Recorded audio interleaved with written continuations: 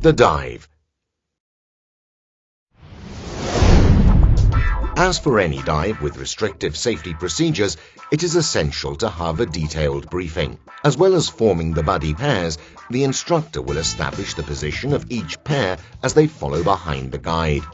There will usually be two guides, one leading the group, the other closing.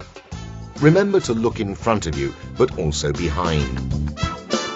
The instructor cannot check everybody, so it is the task of each buddy pair to maintain visual contact with the pair behind in order to prevent the group from becoming separated.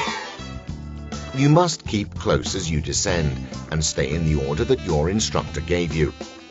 If someone has difficulty compensating during the descent, the entire group must stop. Because the buddy pair in front of the diver in difficulty can no longer see the pair behind, they will also stop. In this way, the stop is passed on along the chain to the guide leading the group. As you descend, you should let the descent line run between the ring formed by your thumb and index finger. But you should never lose contact with the line.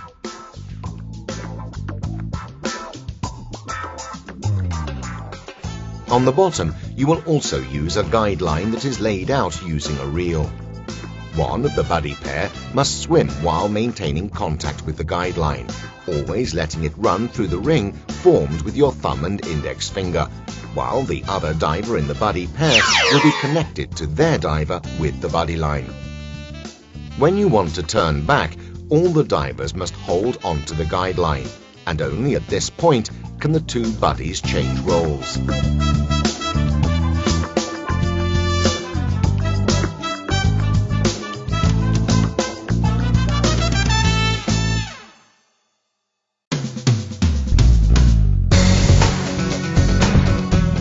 The return leg will be made in reverse order.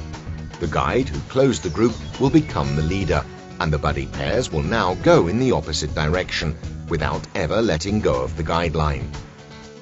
In this way, the guide who was the leader on the outward leg is now last and can wind the line onto the reel.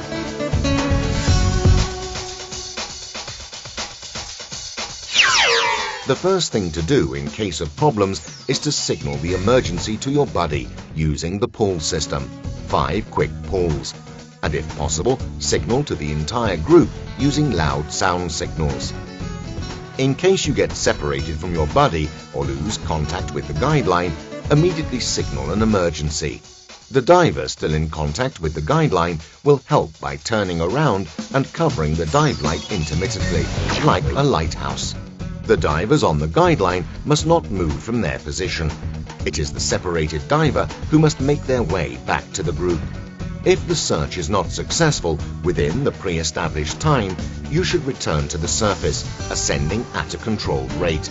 Instead, if everyone follows the instructions, you will get back to the ascent line with no problem and complete the dive according to the standard procedures. Happy diving!